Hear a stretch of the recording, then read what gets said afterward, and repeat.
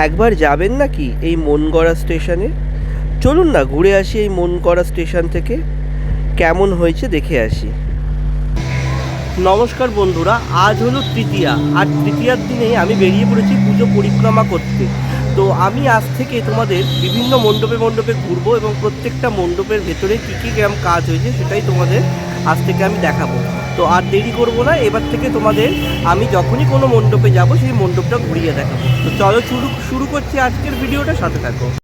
এই মুহূর্তে চলে এসেছি বেলেঘাটা সন্ধানী ক্লাবে, আর ওনাদের এই বছরের থিম হচ্ছে কল্পনার জগৎ, যেখানে আমরা মনগড়া স্টেশন একটা দেখতে পাবো, কিছু অ্যাস্ট্রোনট দেখতে পাবো।